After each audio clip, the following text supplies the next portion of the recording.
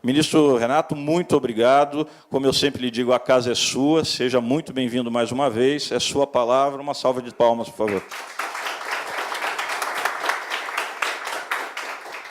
Muito obrigado. É um prazer muito grande estar aqui mais uma vez. Eu terei que ser bastante breve, porque nós temos um pleno hoje, uma matéria dificílima. Provavelmente o resultado será por diferença de 1 ou 2 votos, e de modo que eu tenho que estar presente. A ideia, portanto, eu vou falar talvez uns 20 minutos no máximo, trazer algumas questões, abro para os debates, depois, se precisar sair, eu vou pedir ao doutor Rogério que fique aqui e passe o vídeo, que é um vídeo importante, editado pelo TST, que se refere à Semana de Conciliação e Atuação do Sejus, que eu acho que é importante para todos assistir. Bom, quando eu estive aqui como corregedor-geral, eu já estava para além do meio da minha gestão, então já tinha mais ou menos todo o meu plano de trabalho definido, respostas para quase todas as questões. Hoje é o contrário, eu estou começando o trabalho, então eu tenho muito mais dúvidas do que acertos, né? Nós estamos ainda naquela fase de tentativa de erro e acerto. Então, estou aqui também para ouvir, muito mais do que para falar. Mas eu começaria dizendo que, dentre todas as nossas atribuições do Tribunal Superior do Trabalho, uma das mais importantes é essa política nacional para a solução de conflitos. E começaria com este pensamento, a insatisfação com a administração da justiça, tão antiga quanto o direito. A ideia do processo necessariamente ser inteiramente contencioso desfigura a nossa administração da justiça em todos os seus fundamentos. A nossa administração da justiça não é decadente, ela é apenas, está atrás do seu tempo. Vejam quando foi dito isso. Início do século passado, 1906. Então, já era um problema daquela época. E eu posso dizer que, se a justiça naquela época estava atrás do seu tempo, a justiça do trabalho esteve sempre à frente do seu tempo. Já na década de 40, com a CLT, e com aquela exigência de conciliação em 2 oportunidades dentro do processo, nós já, de certo modo, estávamos respondendo àquela indagação de uma forma moderna. É verdade que nós sempre fizemos isso de um modo pragmático, de modo intuitivo, inicialmente com a ajuda dos vogais, dos classistas, depois com a ajuda dos servidores, mas sempre de um modo intuitivo. E acontece que, a partir da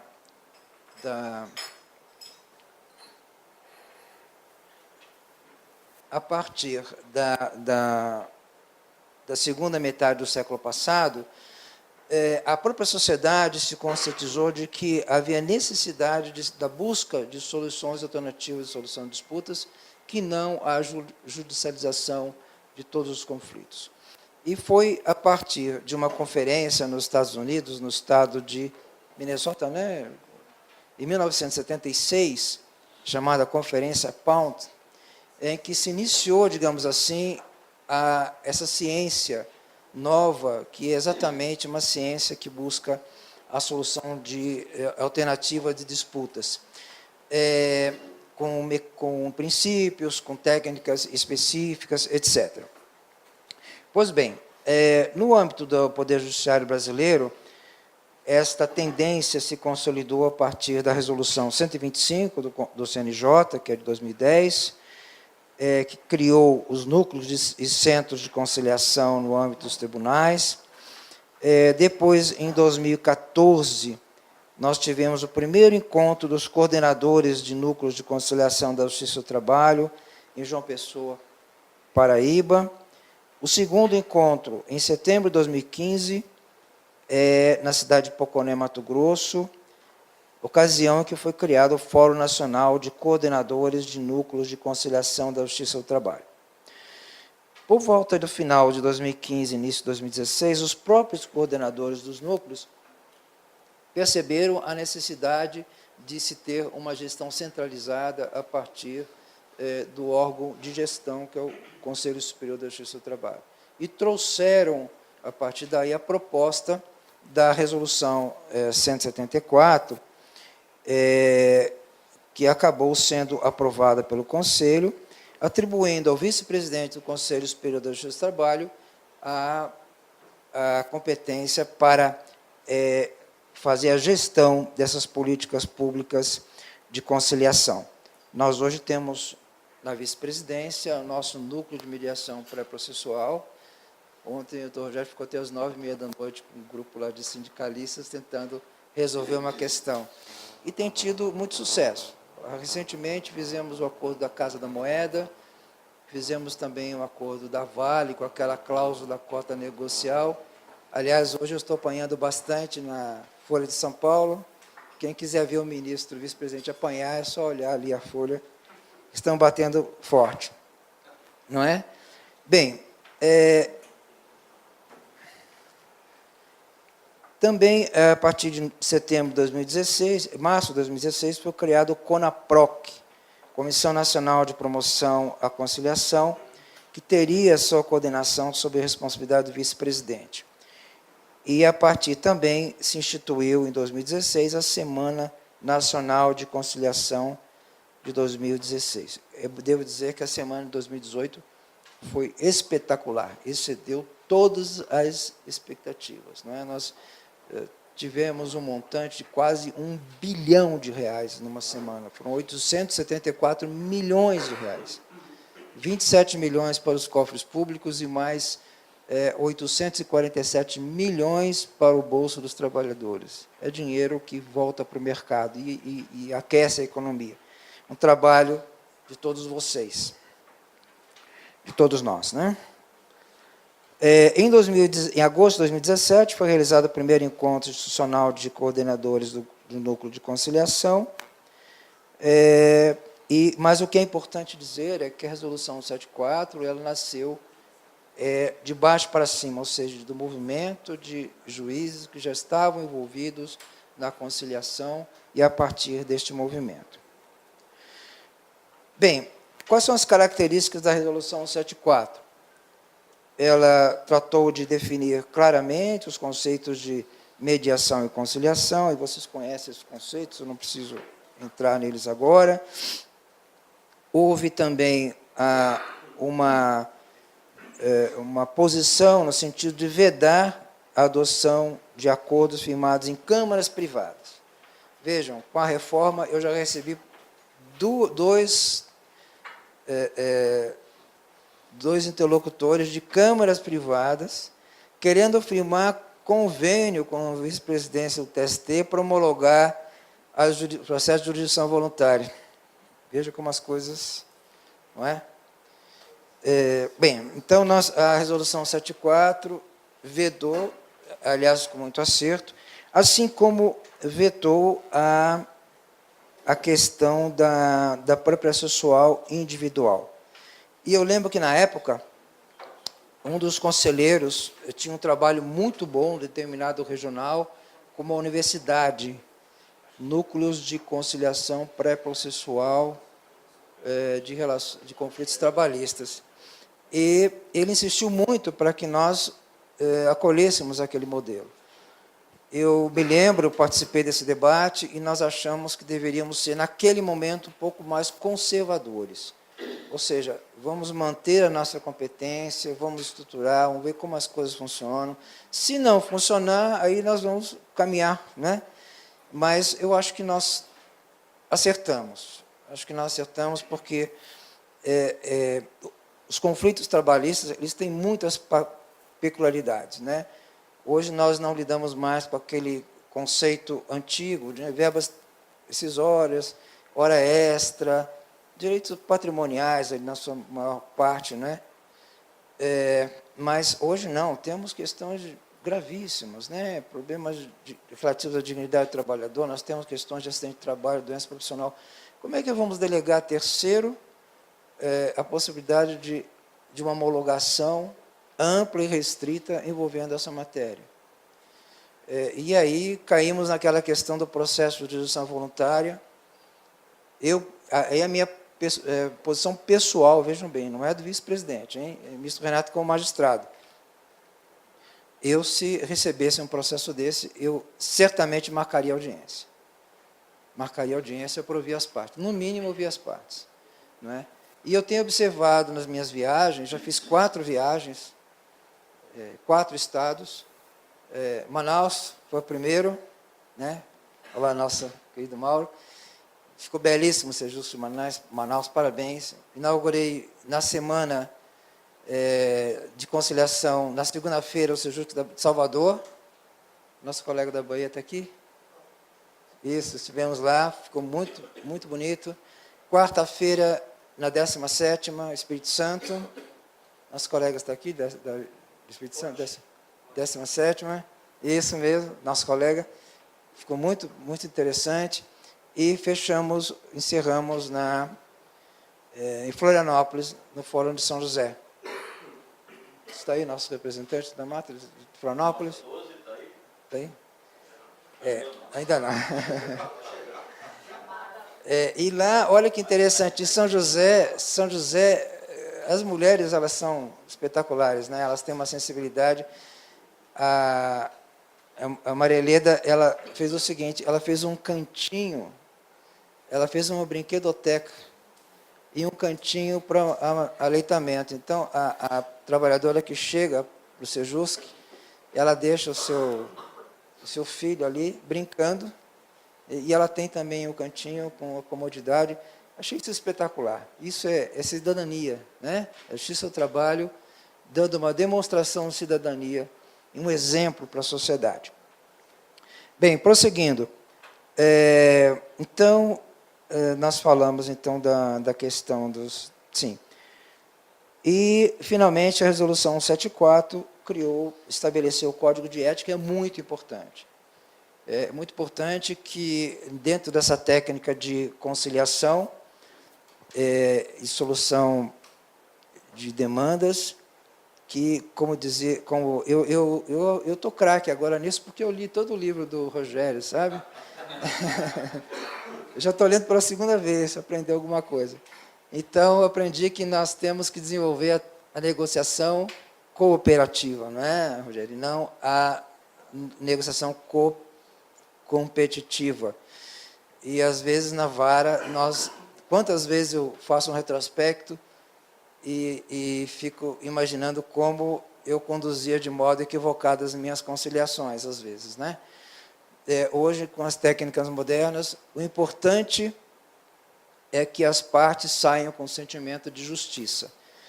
Não saiam com aquela sensação de que um levou vantagem e o outro sai com um gosto amargo na boca. O nosso papel não é esse, não é conciliar pela conciliação. A conciliação tem que ser um instrumento de justiça, assim como é a sentença. E por isso é que os dois têm que sair satisfeitos com a sensação de que o Estado atendeu às suas expectativas. Bem, características do modelo, né, do Sejusc, audiências iniciais. Quando nós criamos a 174, eu estou correndo porque o tempo é muito, muito pouco, então, quando nós criamos a Resolução 174, o modelo do Sejusc de primeiro grau foi o TRT 18, que já tinha um modelo funcionando muito bem. E hoje, melhor ainda, porque hoje eles conseguiram fazer um sistema compartilhado e resolveram todos os problemas que eu vou aqui elencar, que já identifiquei. E lá eles conseguiram resolver, entre eles, próprios juízes. E nós, no segundo grau, até por proposta minha, nós criamos um núcleo pré-processual, seguindo o exemplo da 15ª região. Trabalho da doutora Gisela e da doutora Marinês, né? Fizeram um trabalho fantástico lá no segundo grau. Então, e qual é a perspectiva inicial, qual é o modelo ideal do Sejusc que foi pensado? Foi pensado um modelo em que as audiências iniciais pudessem ser feitas no próprio Sejusc e, a partir daí, o processo fosse indicado para o juiz da vara. Por quê?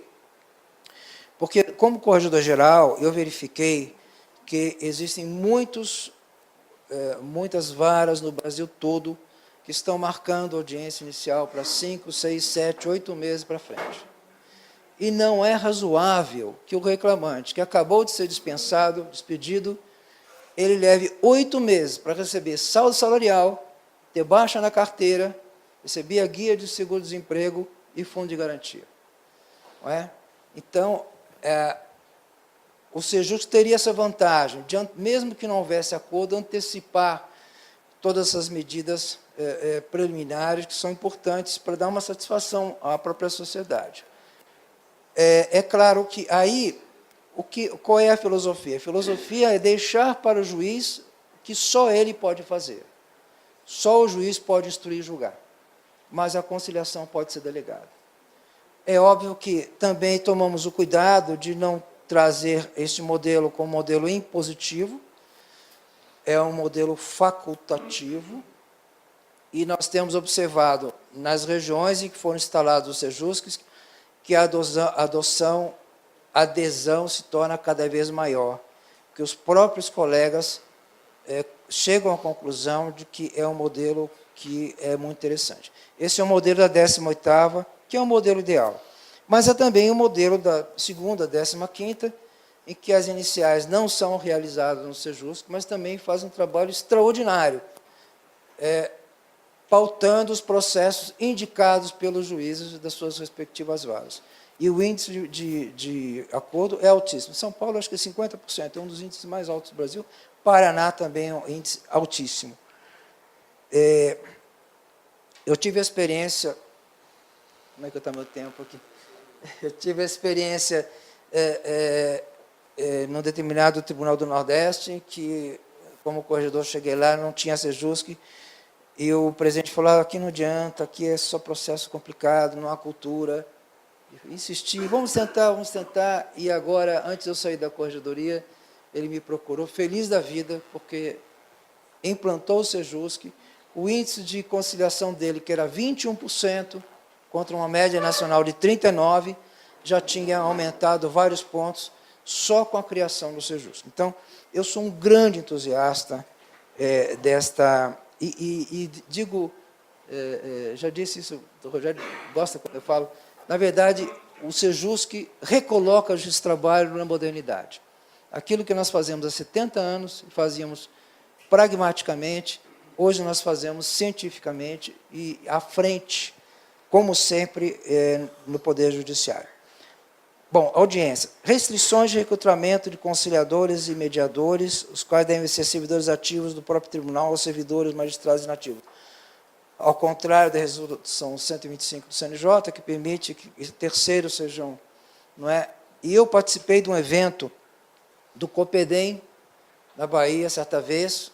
O COPEDEM é um encontro de colégios de escolas estaduais, escolas judiciais estaduais, que tratava exatamente de mediação e arbitragem. E eles tiveram problemas enormes em relação ao recrutamento, remuneração, problemas seríssimos. Então, nós, graças a Deus, saímos disso.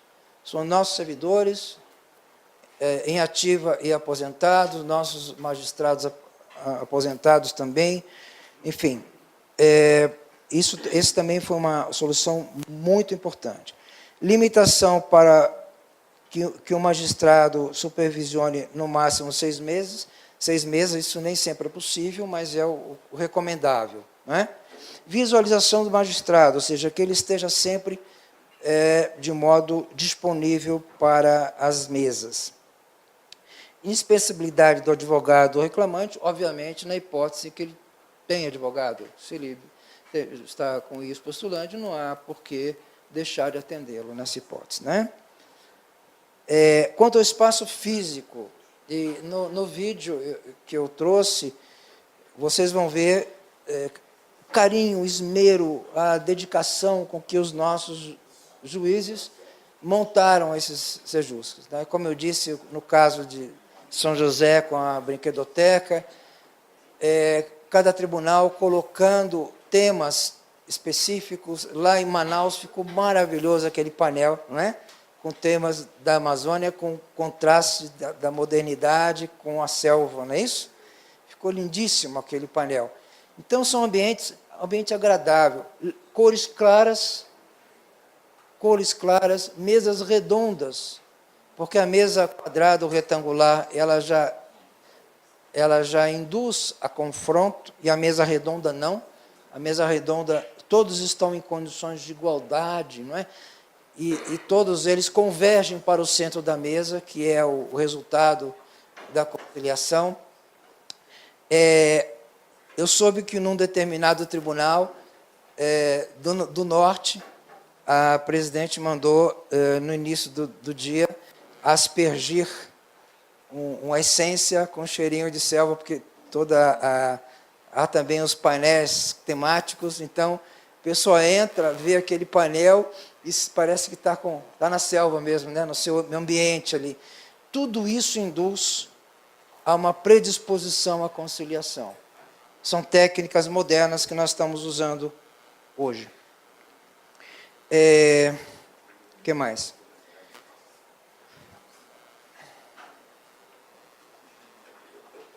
E uma característica importante, que eu acho que aqui vem ao encontro das questões que os colegas vão me trazer, que algumas eu já identifiquei, nós tentamos preservar a autonomia administrativa dos tribunais. Aliás, esta é a minha linha desde que fui diretor da Inamate. Quando eu fui diretor da Inamate, eu recebi um estudo do Conematra para estruturar as escolas, pequenas, médias e grandes, com regras bem rígidas. O que pode, o que não pode, a quem atende, a quem não atende. Nomeamos uma comissão e chegamos à conclusão de que isso não é possível. Nós temos muitos Brasis e nós temos muitos TRTs em cada Brasil. Então, cada tribunal tem a sua realidade, cada tribunal tem o seu nível de recurso, orçamentário, de pessoal, e cada tribunal tem que achar o seu melhor caminho. Isso é importante, até porque todos vocês são atores, todos vocês são preparados, são inteligentes, têm a criatividade, então não é razoável que alguém no topo da pirâmide resolva engessar e dizer que o que cada um tem que fazer, né? Afinal, não estamos numa hierarquia militar, nós estamos num todo um processo de debate, de discussão. Bem, nós temos hoje no Brasil já 48 Sejusc, desses 48 eu já inaugurei 4, e devo inaugurar mais 2 em agosto, se Deus quiser, com resultados extraordinários. O único tribunal que não tem Sejusc é o do Piauí. Está aí? Eles têm, na verdade, segundo grau, mas não tem. Até me disseram que é porque lá acho que tem 4 varas só na capital, então aí realmente não... Está aí, né? Aqui, Piauí, não é? Isso. Eu prometi ao desembargador Manuel Dilson de ir a Piauí e lá ver a situação em loco, a situação de vocês, tá bom? Sim. A 14ª nós temos 2. Tem 2? A 14ª temos dois Ali Sejusc. tem um só? Um só. Opa, então, ótima notícia. Então temos 49, né? Muito bem. Bom, agora vamos aos problemas. Né, eu tenho... devia estar saindo. Rapidamente. Problemas que nós já identificamos. Primeiro, sistema de designação de magistrados. Eu, no Conselho Superior de Trabalho, eu estendi, foi voto meu, a JJ, como é que é? JEC-J, para os coordenadores do Sejusc. Por quê? Porque eu vi como corregedor que os colegas que estavam no Sejusc estavam acumulando as varas como idealistas. Eram pessoas mesmo que acreditavam no projeto, estavam se sacrificando, enfim, e eu achei muito justo. Agora, evidentemente, com a gratificação, nós temos que criar um critério, porque, sem dúvida, agora aumentará muito o número de idealistas. Não é? Segunda questão, justiça e injustiça da estatística, que nós temos que resolver isso, porque, efetivamente, a produtividade vai para o juiz do Sejusc, vai para a vara, mas o juiz que manda para o Sejusc fica sem a pontuação. Na 18ª não tem esse problema. Por quê? Porque todas as varas estão incluídas no Sejusc e eles fazem o rodízio. Pronto. Resolveu o problema. Né? Com criatividade eles resolveram. Mas é uma questão que aceito sugestões. Tá bom? Vocês vão debater isso. Estamos aceitando ideias. Registro estatístico da atividade do Sejusc no e-gestão.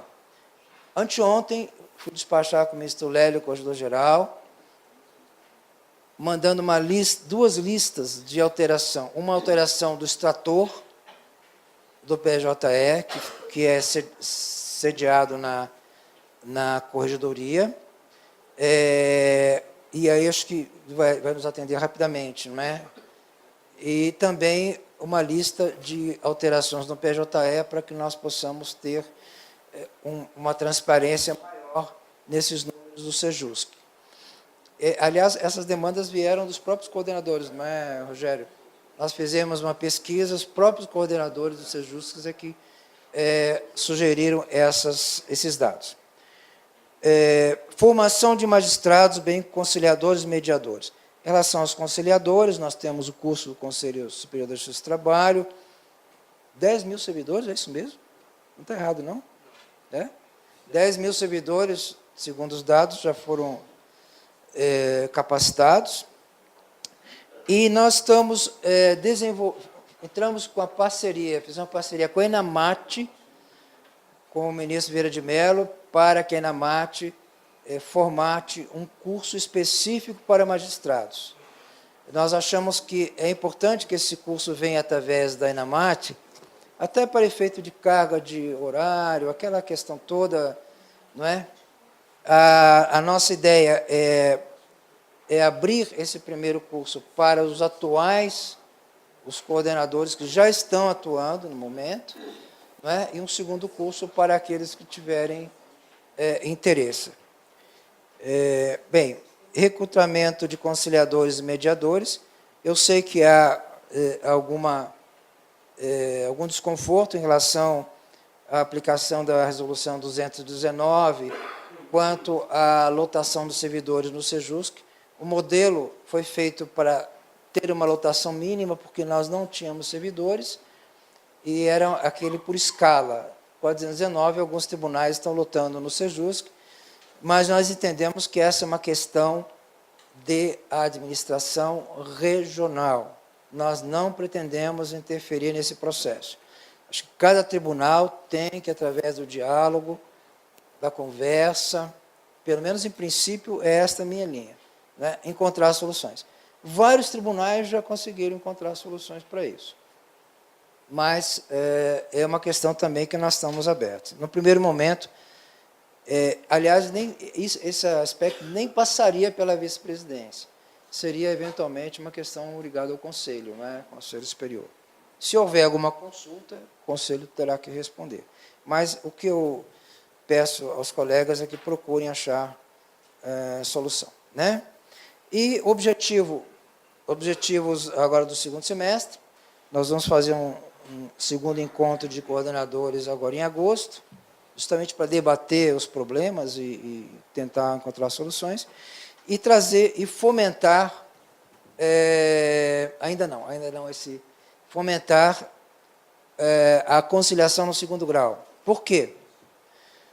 Nós temos hoje no Brasil 159 mil processos pendentes de despacho de admissibilidade nas vice-presidências dos tribunais. Necessidade de recurso de revista para o TST. 159 mil, com pelo menos 2 depósitos nos autos, do recurso ordinário e do recurso de revista. Isso é um universo fantástico para a conciliação. Então, nós vamos procurar fomentar, no segundo grau, trabalhar em cima disso. Este gráfico mostra como nós temos muito para crescer, que as empresas têm gasto em reclamação trabalhista e apenas o percentual do acordo, né? 37% ainda é muito pouco nós podemos crescer um pouco mais.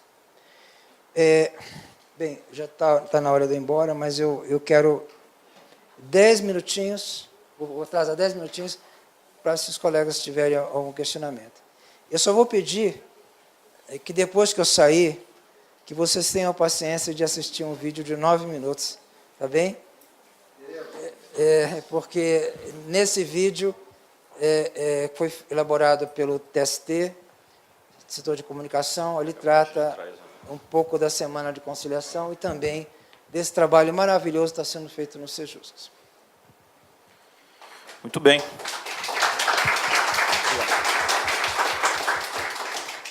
Muito obrigado mais uma vez, ministro. Prazer. E, sem mais delongas, até em função do seu tempo, eu indago quem gostaria de dirigir aqui alguma questão, suscitar algum debate junto ao ministro Renato. Se não, faço eu. Pois não. Então, colega Aldri, 10ª Região. Ministro, agradecer mais uma vez pela presença do senhor. E eu gostaria só de parabenizar o senhor, porque teve uma fala... uma fala que o senhor colocou que me sensibilizou, que é a questão de não colocar essa adesão ao Sejusc como uma adesão obrigatória, né? E eu acho que isso tem tudo a ver com a ideia da conciliação mesmo. Então, se o Sejusc é um centro de conciliação, o juiz tem que aderir, né? Sim. Voluntariamente. Então, aqui na 10ª Região, a experiência do Sejusc tem sido muito positiva, os colegas, muitas varas aderiram, e algumas varas que têm uma experiência muito boa em conciliação e que preferem fazer na vara, estão fazendo e que, às vezes, tem um prazo até mais curto que o do Sejusc. Então, é só mesmo esse registro, agradecimento e parabéns ao senhor por conta disso. Obrigado. Tá? Eu acho que falei aqui com o ministro. Talvez seja mais pragmático ouvirmos todas as questões e aí o ministro as responde todas. Ronaldo, 1ª Região. Está na hora, 10 horas, né? Ministro, Duas perguntas rapidinho. agradeço também novamente sua presença aqui, muito obrigado. E queria perguntar sobre o que o senhor falou aqui rapidamente, sobre a sistemática de designação dos magistrados. Se o CSJT já pensa em regulamentar essa questão, porque é um pouco, vamos dizer assim, obscura ainda, principalmente em alguns tribunais. Esse é um problema que está começando a surgir, né, a partir da gratificação, né? Uma das nossas ideias, da principal ideia, por isso nós estamos elaborando esse curso, como um pré-requisito para a candidatura à habilitação para trabalhar no Sejusc. Então, nesse primeiro momento, nós vamos estender esse curso para os que já estão, não é? E devemos depois abrir curso para outros candidatos. Porque o que nós queremos, na verdade, é o seguinte: o colega que realmente tem interesse e quer vir para o Sejusc, não pela JEC, mas pelo DEAL, ele vai fazer o curso. Ele vai ter o trabalho de fazer o curso. Aquele que, desculpe eu falar assim, mas estou sendo claro, aquele que quer ir apenas pela gratificação, ele não vai se dispor a fazer todo um curso para depois, não é? Então, é também uma forma de peneirar. Desculpe a forma como eu estou falando, mas aqueles que me conhecem sabem que eu sou muito claro e muito franco na forma de falar as coisas. Então, eu acho que o caminho que nós estamos trilhando é esse.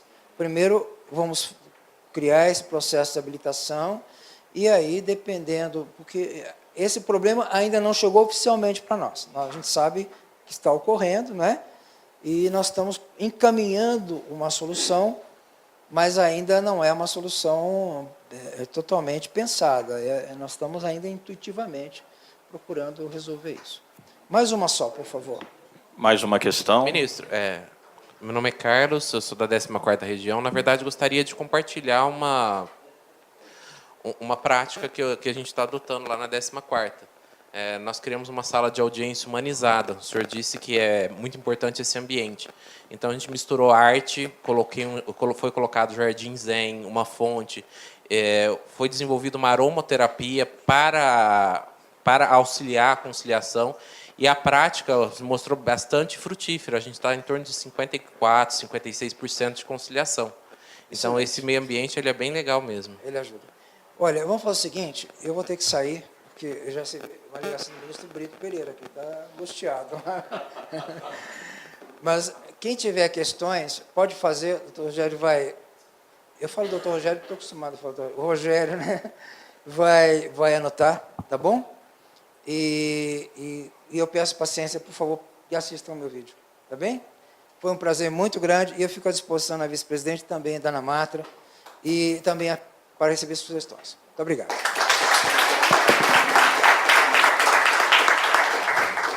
Eu passo aqui a palavra ao colega Rogério Neiva, que vai passar o vídeo, comentar alguma coisa. Faço aqui, ministro, a entrega formal do seu certificado para computar na Enamat. E eu vou acompanhar o ministro, o Colucci assume os trabalhos, daqui a pouco eu volto. Neiva.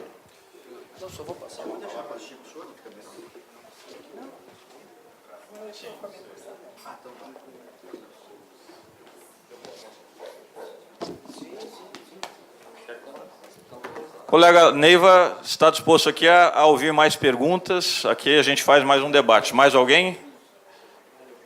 Gostaria? Hein? Inácio? Eu tenho uma pergunta, Por favor. não sei se isso vai ser respondido durante o dia. Mas, assim, lá no Rio, houve a implantação já do Sejus, que nós temos algumas situações particulares lá. Até por isso fiz aquela pergunta ao ministro. Eu queria saber, existe alguma proibição de um juiz titular trabalhar como coordenador ou supervisor do Sejusc? Um juiz titular de uma jurisdição diferente da onde é o Sejusc, entendeu?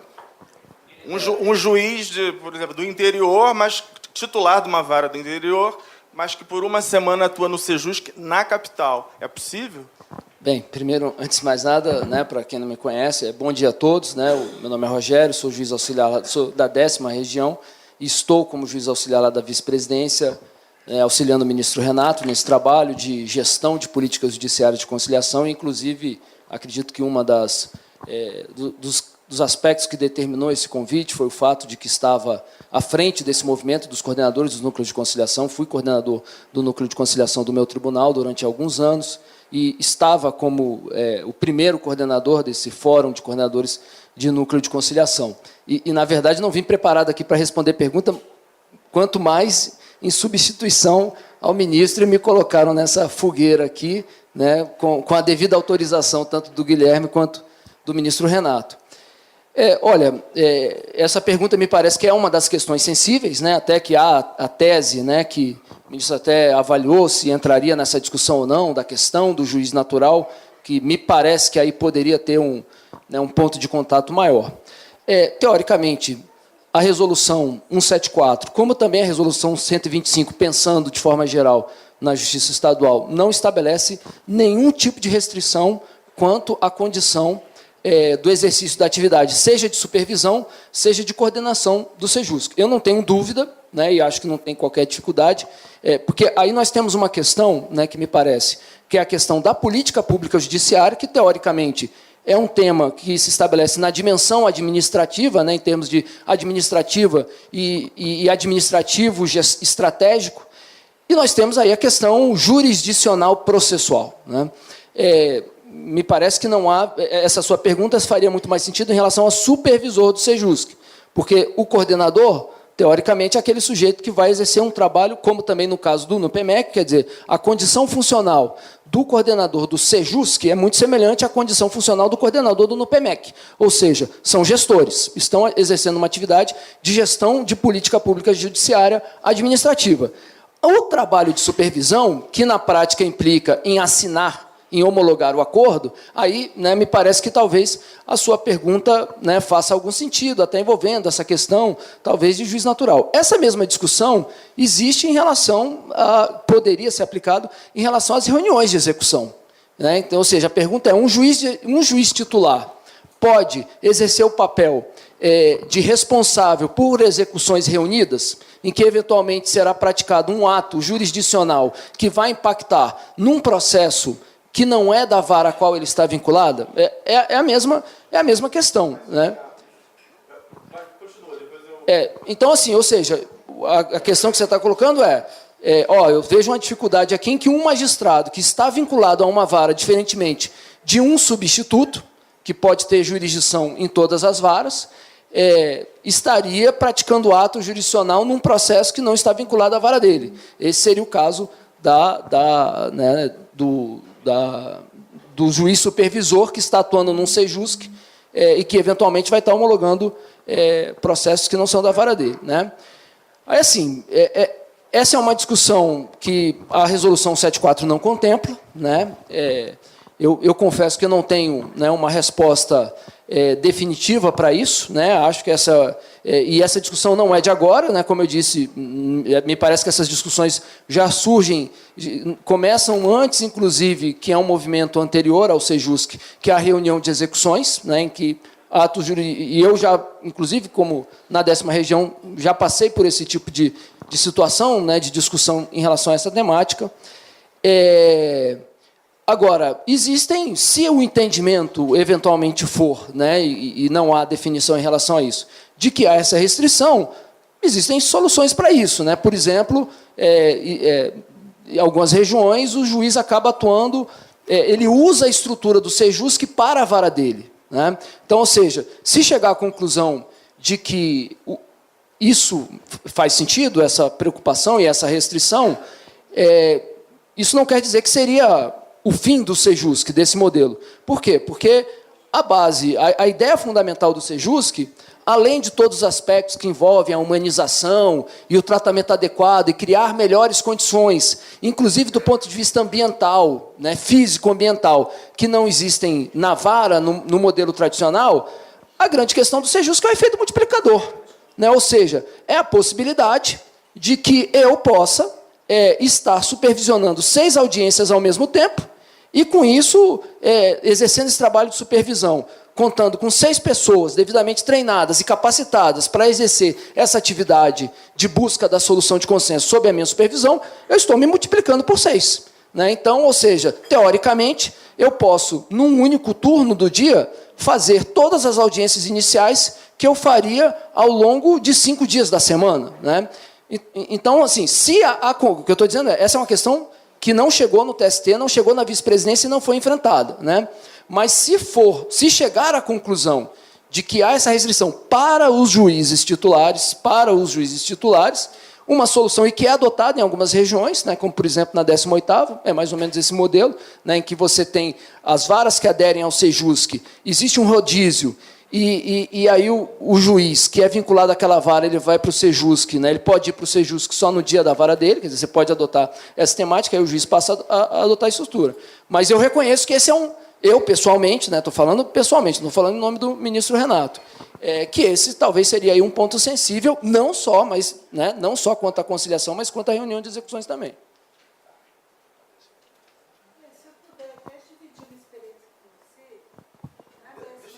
Deixa eu só um instantinho, só fazer uma ressalva.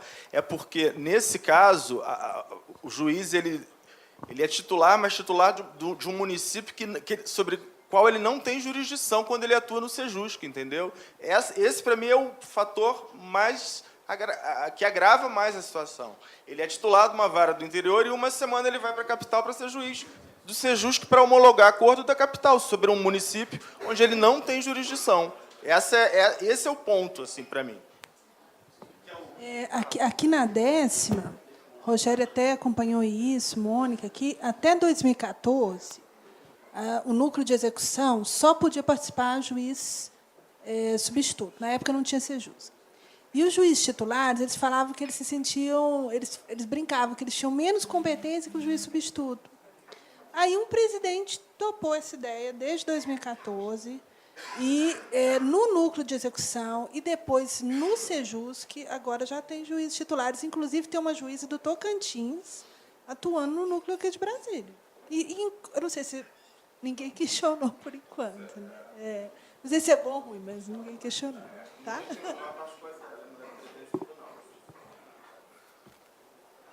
Ok, gente, podemos... A última pergunta. Inácio, por favor. Tá? Não, mas é que nós temos o Rogério vai voltar depois, não vai? Vai ficar com a gente, detalhe? Vou ter que pegar aqui até o direito de imagem do Rogério, tá, Rogério? Tá. Rogério, bom Inácio, dia. por favor. Eu sou Inácio, da Matra 21, Rio Grande do Norte. questão que eu queria colocar aqui é o seguinte, são duas perguntas que eu quero colocar, e partindo elas da premissa de que eu acredito que o Sejusc, que é um órgão de auxílio, né, essencial, que ele tem um tratamento adequado para determinados tipos de conciliação, né? Então, assim, não sou contra o Sejusc, a primeira coisa é essa, né? Porque pode ser que as minhas perguntas conduzam a essa conclusão, mas que não é isso. Porque a minha preocupação é a seguinte, o Sejusc, efetivamente, ele foi pensado para ser um órgão de cooperação, de auxílio, ou ele foi criado para ser um órgão de substituição de funções jurisdicionais? Entendeu? E por que eu pergunto isso? Porque a gente nota que nessa sistemática de migração das audiências iniciais para o Sejusc, acaba que boa parte das atividades que são exercidas ali não são só as atividades de conciliação, as atividades conciliatórias, são atividades jurisdicionais típicas. Análise de liminares, né, para fins de levantamento de seguro-desemprego, FGTS, aplicação de revelia, definição de provas, né, enfim, uma série de atos jurisdicionais típicos, né, e aí acaba que ele se transforma, de certa forma, num órgão de substituição da jurisdição. Consequências possíveis disso aí, né, uma crescente necessidade de migração de força de trabalho de recursos das unidades jurisdicionais típicas para o Sejusc, o que, em última análise, acaba sendo uma substituição gradativa da atividade jurisdicional típica nas varas pelo exercício da atividade jurisdicional no Sejusc, né? Então, assim, dentro dessa perspectiva, as minhas duas perguntas que eu quero fazer é o seguinte, se existe algum estudo ou alguma ideia, né, para racionalizar essa migração da força de trabalho para os centros de conciliação no futuro, né, para que eles não se tornem em supercentros substituidores das unidades judiciárias básicas de um poder judiciário, né, e a gente tem que lembrar, ainda é um poder judiciário, né, para que eles não se transformem em supercentros que substituam as varas, né, então, assim, algo pensado para racionalizar essa migração de força de trabalho para lá, né, principalmente numa perspectiva que não se cria cargo, não se cria função. Se cria o Sejusc, tem que sair de algum lugar, né? Acho que precisa ter determinadas regras de racionalização e barreira para isso. E uma segunda pergunta sobre a preocupação, né, de que o Sejusc possa se transformar em uma porta de entrada para que a jurisdição, da forma como nós conhecemos, inclusive com a necessidade dessa quantidade de magistrados que a gente tem hoje, que ela venha efetivamente a se fragilizar e acabar, né? Então, eu acho que é uma preocupação que precisa estar em mente, e se a coordenação nacional do programa tem essa preocupação em relação a isso. Bem, Inácio, né, eu não estou falando por uma questão de te afagar, mas assim, acho que são perguntas, né, digo com toda sinceridade, assim, extremamente pertinentes.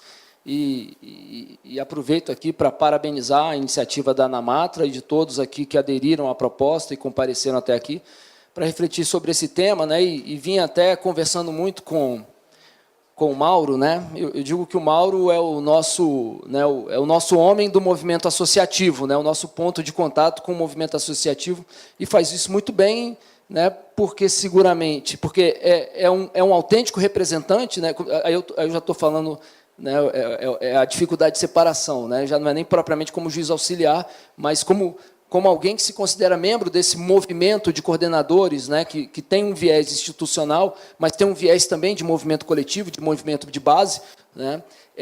Temos nos organizados, temos nos articulado e mantido a nossa interlocução, né? Tem aqui o desembargador Zé Otávio, que é o coordenador do NUPEMEC da 15ª, e veio aqui também apenas, né, exclusivamente para acompanhar o evento.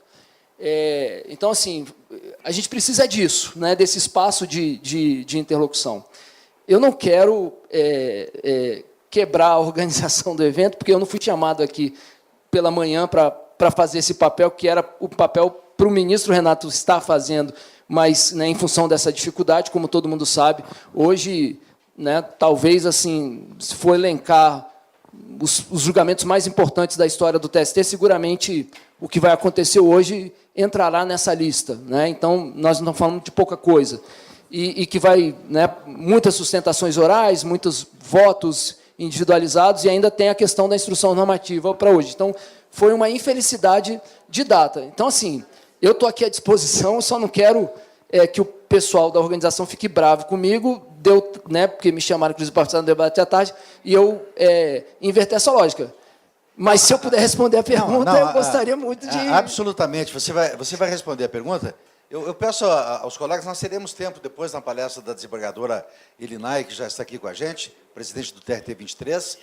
Elinay, desculpe, desembargadora Elinay, né? O desembargador Tadeu Alckmin também está aqui, vai estar à tarde.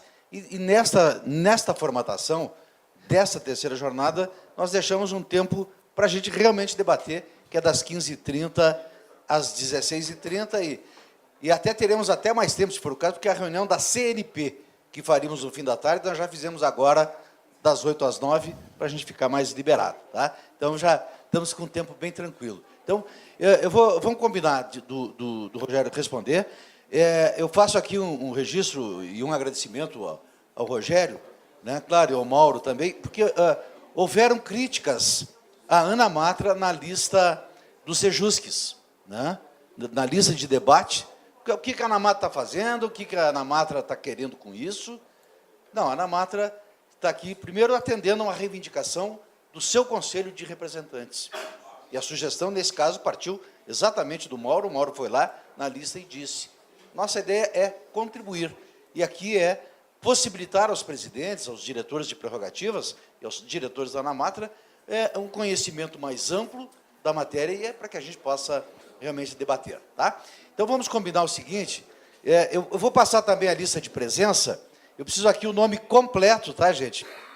Nome inteiro, mesmo que tenha meia dúzia de nomes, porque o certificado da nossa participação sai aqui da lista de presença, tá? O nome, a matra e a assinatura, tá? O nosso desembargador também está convidado aqui a assinar, tá? Vamos fazer 5 minutos para essa resposta. Temos o vídeo depois de 9 minutos, um intervalinho, e depois nós seguimos com a segunda palestra. Hã? Não dá. Ele me disse que estaria, talvez ele tenha ido a alguma reunião e... Ótimo, não chegou ainda. Eu estava até perguntando se o Kleber, né, estaria por aqui, né, eu digo, aí fora, alguma coisa assim, da 18ª, o presidente da Matra lá, que eu acho que seria muito importante, inclusive, ele dar o depoimento dele, né, porque, assim, eu considero, né, como o ministro Renato disse, né, o ministro Renato considera que nós temos alguns cases, em termos de solução para problemas como esses, e outros mais, como a referência à 18ª. Primeira pergunta, né? Para que foi pensado o Sejusc? Né? O Sejusc foi pensado para que tivesse essa dimensão toda daquilo que vai bater na sua segunda pergunta, né?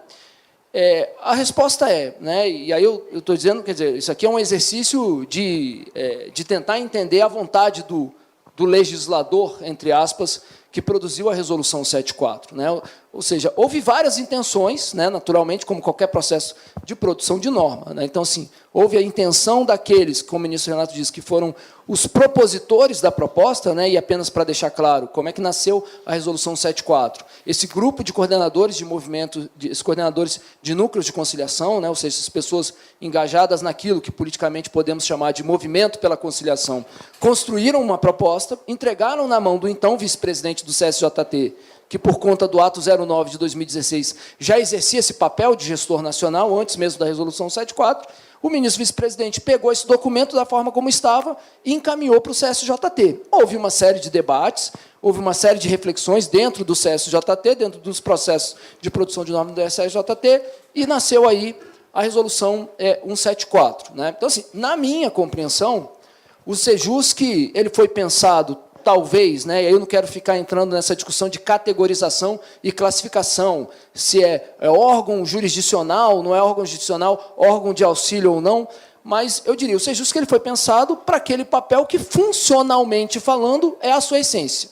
Ou seja, para que fosse um ambiente em que, primeiro, tivéssemos condições mais adequadas dentro do possível, e aí não é um juízo de valor de que o ambiente da sala de audiência da vara não seja adequada, mas de que seria possível pensarmos, inclusive do ponto de vista da estrutura física e do funcionamento, condições mais adequadas, em termos, inclusive, de humanização, né? E aí, assim, eu diria, o Sejusc é o coração da Resolução 74, que não se limita a isso. Nós temos uma série de considerações e bases principiológicas, como principalmente um código de ética, que, diga-se de passagem, poucos magistrados conhecem o Código de Ética da Conciliação e da Mediação e, na minha opinião, talvez, muitas vezes, na condução das tratativas voltadas à busca da solução de consenso na vara, passam por cima do Código de Ética, né? E eu diria, o Código de Ética, inclusive, ele antecede qualquer preocupação principiológica típica dos nossos conflitos, né? Assim,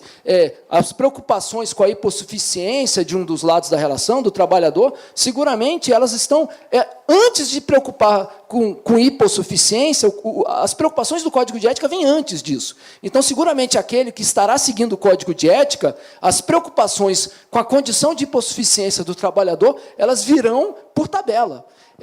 Então, e isso está dentro desse contexto. Então, ou seja, quando se pensou no Sejusc, em termos de ambiente mais adequado, seria mais adequado em termos da estruturação, uma arquitetura não adversarial, uma estrutura física e um ambiente que contribuísse com a humanização do tratamento do conflito e da solução autocompositiva, e do ponto de vista funcional, do funcionamento, que tivessem pessoas ali para auxiliar o magistrado preparadas para levar adiante essa sistemática, essa metodologia, essa filosofia de busca da solução do consenso, e também, obviamente, né, se não poderia deixar de lado, havia uma preocupação nesse sentido, o efeito multiplicador, né? Ou seja, eu teria a possibilidade de me transformar, né, em mais de um para conduzir uma conciliação, né? Enquanto que na vara eu só conduzo uma conciliação por vez, então ali eu poderia conduzir mais conciliações, contando com o auxílio dessas pessoas, sob a minha supervisão. E observem os senhores, essa preocupação aqui com presença física visualmente disponível do juiz e disponibilidade aos advogados e às partes, não faz parte da metodologia de funcionamento dos Sejuscs, da Justiça, da Resolução 125 da Justiça Comum Federal e Estadual. É só ir lá no TJ para ver como é que funciona. O colega fica no gabinete o tempo todo, às vezes chama. Então assim, procuramos incorporar essas preocupações para o funcionamento da estrutura. Então, a ideia do Sejusc, originalmente, se você for, né, e é o que está escrito na Resolução 74, a conclusão é essa, né? E nesse sentido, né, mesmo a ideia do modelo de audiências iniciais, de realização de audiências iniciais, iria nessa linha. Inclusive, houve essa discussão na época da Resolução 74. Havia uma proposta no CSJT de que o Sejusc tivesse esse modelo único de realização de audiências iniciais. Inclusive, isso não estava na proposta original dos coordenadores do Núcleo de Conciliação. Quando saiu essa proposta, e só para entender, os coordenadores do Núcleo de Conciliação entregaram uma proposta para a vice-presidência entregou para a presidência, que foi onde iniciou o processo, e quando saiu a proposta da presidência do CSJT alterada, veio a imposição do modelo de audiência inicial. E os próprios coordenadores, e aí ocorreu durante a tramitação da 174, aquele que foi o primeiro encontro institucional organizado pelo CSJT dos coordenadores do Núcleo de Conciliação, em agosto de 2016, e lá os coordenadores dos núcleos de conciliação foram quem, vamos dizer, apelaram, né, e clamaram ali para que não fechasse esse modelo de audiência inicial. E aí houve essa ressalva na 174, permitindo com que os dois modelos convivessem. Então, isso foi uma demanda, inclusive, que partiu dos coordenadores dos núcleos de conciliação. E aí o que acontece, né? A partir dessa ideia da realização de audiências iniciais, alguns tribunais começaram, né, isso não está claro na resolução, a dar alguns passos a mais, né, no sentido de que outros atos, além da pura e simples conciliação, pudessem ser praticados, né? Alguns, talvez, né, assim, então, por exemplo, né, eu tenho ali uma audiência de conciliação, vai se fazer um acordo para a liberação de guias, expedição de alvará. E aí, como é que faz? Manda para a vara, volta para a vara para isso acontecer na vara ou já faz ali, né? Então, alguns, talvez até por uma questão de funcionalidade operacional, ou, enfim, começaram a partir para esse caminho, né? Eu acho que aí a gente precisaria separar, então, aquilo que estaria mais próximo e seria inerente da dinâmica da audiência de conciliação, como, por exemplo, talvez liberação de depósitos do FGTS, algo assim, e aquilo que talvez já vá um pouco além. Por exemplo, decidir exceção de incompetência, decidir antecipação de tutela, né? Essa possibilidade de partir para esse caminho não está na Resolução 74, mas alguns tribunais assim adotaram, né? Aí a questão toda é a seguinte, isso, na linha do que o ministro Renato falou, e é algo, né, essa pergunta, essa preocupação, ela está no radar da vice-presidência, né, assim, nós temos consciência disso, né, o ministro Renato tem consciência disso, e vem quebrando a cabeça e batendo a cabeça em como tratar isso, como, inclusive, considerando o seu papel de gestor nacional, né, mas, em alguns lugares, nós acreditamos, pelo menos pelos relatos que nós temos, que isso aconteceu, inclusive, fruto de um consenso entre os magistrados das varas que aderem ao Sejusc e o Sejusc. Aliás, viu, Inácio, um aspecto importante é que isso trouxe um problema para nós quando a gente teve que sentar com o pessoal do Comitê Gestor do PJE para criar o Sejusc dentro do PJE. Essa foi uma discussão que a gente enfrentou. Né? A pergunta que o Comitê Gestor do PJE nos fez é o seguinte, eu vou poder permitir aqui no PJE que o juiz que está no Sejusc analise a antecipação de tutela? Espel salvará? E aí isso foi um problema que caiu no nosso calo. Porque nós tínhamos, eu estou dizendo assim, aqueles membros, né, aquele grupo que foi formado na vice-presidência para fazer a interlocução com o Comitê Gestor do PJE, não era de tribunais em que essa experiência existe, mas nós sabíamos que tinham colegas que já estavam, assim, tribunais que já estavam partindo para esse caminho. Optou-se, né, por diminuir as amarras, e aí esses tribunais acabariam podendo fazer isso. Mas então, assim, né, tentando responder a sua pergunta, a resposta é, a resolução 174 não pensou nisso, isso não está previsto no 174, mas também não está vedado. E nós hoje entendemos, aí eu estou falando como vice-presidência, né, que essa é a posição do ministro Renato, que essa é uma questão para ser resolvida regionalmente. O mesmo se diz em relação à questão do recrutamento, né, que, obviamente, uma pergunta está vinculada à outra. Se eu tenho esse Sejusc musculoso, aí eu vou naturalmente precisar de gente. E quanto à questão do recrutamento, não necessariamente, que é um problema, recrutamento é um problema, vamos ter um encontro agora, em agosto, os coordenadores do Núcleo de Conciliação, já discutimos isso no ano passado, mas, assim, o espírito, a princípio, não foi necessariamente depender de lotação de servidor no Sejusc. Existem outras formas alternativas de recrutar conciliadores e mediadores, que também não estão definidas no 174, ficou para a lógica dos regionais. Eu acho importante essa pergunta, eu acho importante esse debate, eu estou dizendo, eu acho, como magistrado, como juiz auxiliar da vice-presidência, porque essa é a posição, como foi dito aqui, do ministro Renato, isso precisa ser enfrentado, isso precisa ser discutido, os coordenadores do Sejusc precisam sentar com os colegas do movimento associativo e os demais colegas para discutir isso. Nós entendemos que hoje esse é um problema regional. Agora, se houver, né, uma compreensão e com fundamentos para isso, de que esse problema o CSJT precisa enfrentar, e se acharem que a vice-presidência deve tomar a frente disso e quiserem levar uma proposta para a vice-presidência, como o ministro disse, está totalmente aberta a receber. A preocupação da vice-presidência é que o sistema funcione bem. E se o sistema tem resistências, né, e ruídos em algum regional, isso significa que talvez o sistema não vá funcionar bem, como foi o espírito da resolução.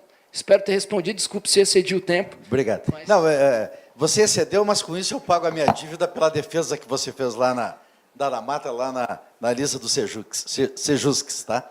Bom, então,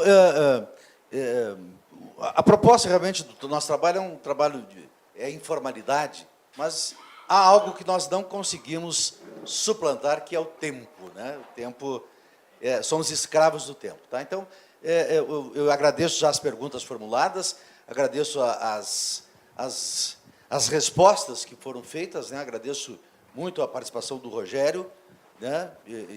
Complementando esse tempo precioso. O ministro saiu aqui realmente se lamentando, foi preciosa também a presença do ministro vice-presidente, né? E de forma que nós vamos agora ver o vídeo, né? E para depois fazermos um brevíssimo intervalo, que era 15 minutos, nós vamos ter que reduzir um pouquinho, mas aí a gente segue, né? 7 minutos. 7 minutos de 15? Tá. Vamos ao vídeo, então.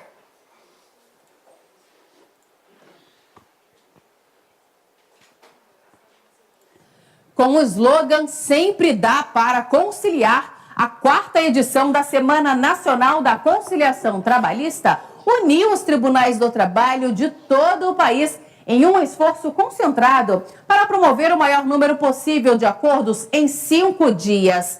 Diversos conflitos entre patrões e empregados foram resolvidos durante a semana, o que contribuiu para desafogar a Justiça do Trabalho e para promover uma melhor prestação jurisdicional.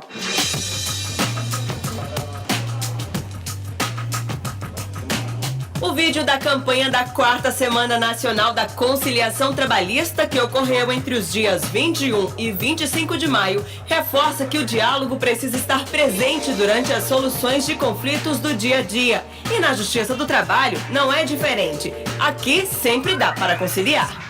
A Semana Nacional da Conciliação Trabalhista contou com a participação dos 24 tribunais regionais do trabalho de todo o país. Mobilizou magistrados, servidores, advogados, além de patrões e empregados envolvidos nos processos. O objetivo foi promover o maior número possível de acordos e assim contribuir para uma resolução mais rápida e efetiva dos conflitos judiciais. A Justiça do Trabalho sempre teve como característica a conciliação. E a importância desse evento é focar e reavivar essa filosofia que foi sempre nossa, de procurar resolver os conflitos através da conversa, de uma solução amigável. E o objetivo da Semana da Conciliação, além de alavancar os resultados obtidos normalmente nas semanas normais de trabalho, é, acima de tudo, reavivar essa chama que é característica nossa da Justiça do Trabalho. A mobilização para estimular acordos entre patrões e empregados foi promovida pelo Conselho Superior da Justiça do Trabalho, em parceria com os 24 tribunais regionais do trabalho. No Tribunal Regional do Trabalho da 10ª Região, que abrange o Distrito Federal e o Tocantins, o contador Jackson Nunes conseguiu fechar um acordo com a empresa em que trabalhava. Ele havia sido demitido e não recebeu as parcelas rescisórias às quais tinha direito. Agora, a realidade mudou. Hoje ficou comprovado que a gente consegue resolver.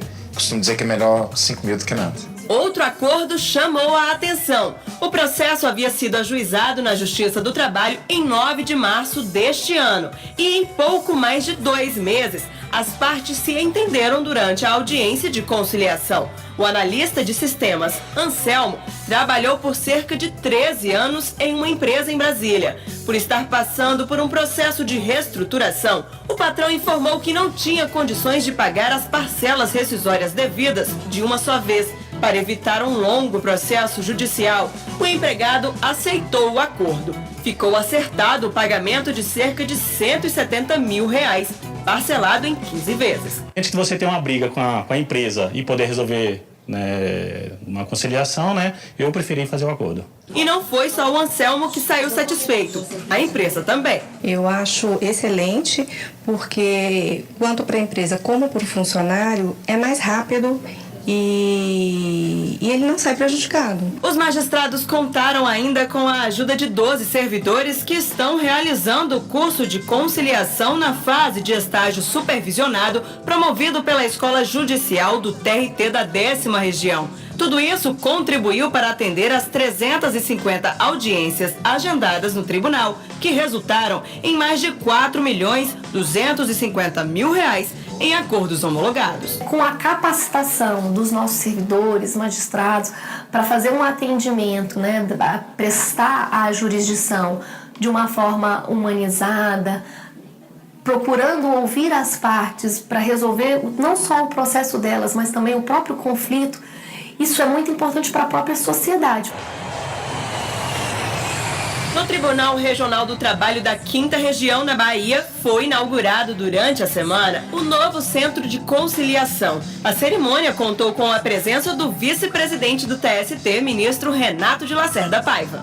Não é possível mais judicializar todos os processos, e jogar essa carga em cima do judiciário. As partes precisam encontrar soluções conciliadas, compartilhadas. Foram fechados 3.265 acordos, resultando em mais de R$102.500.000 arrecadados. Em um deles, a técnica de nutrição Maria fechou um acordo no valor de R$27 mil. Ela havia caído durante o expediente e levou meses para se recuperar. A empresa não chegou a admitir a CAT, Comunicação de Acidente de Trabalho. Hoje veio a sensação de alívio de colocar um ponto final no processo. Para mim, eu acho que esse órgão aqui foi muito importante. Essa forma como a Justiça agora fez. Eu achei aqui o tratamento muito mais humanizado. Chegou quase ao que eu queria.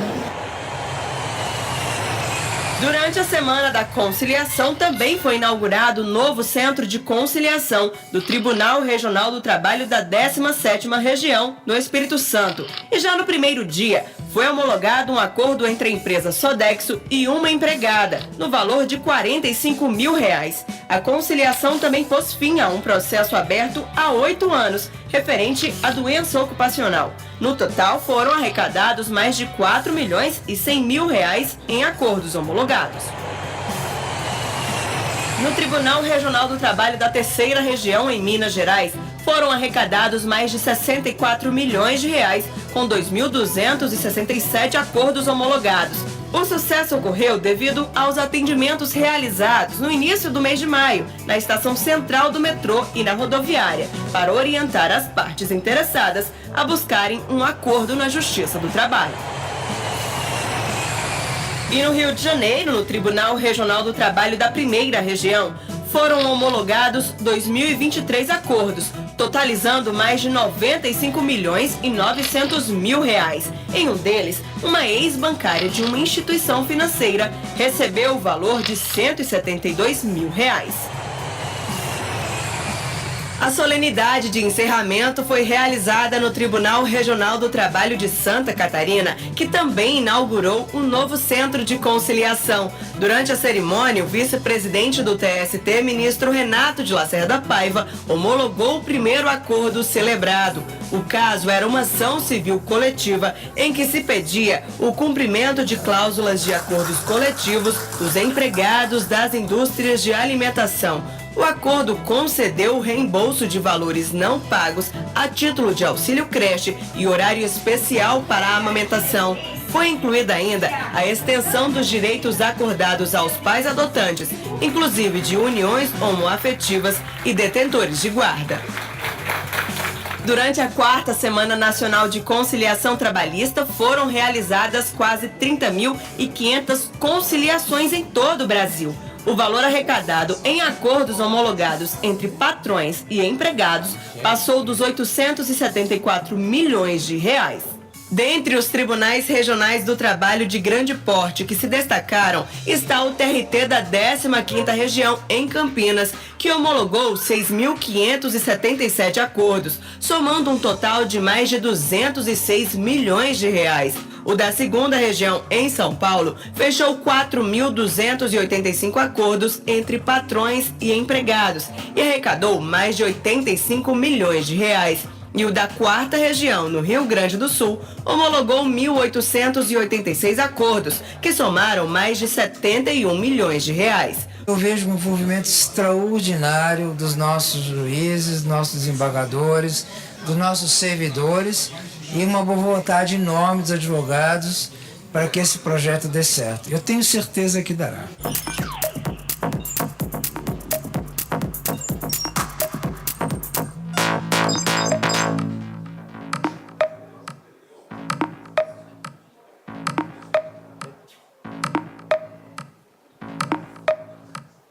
Bom, ok, pessoal. Então, vamos agradecer aqui a presença do Rogério.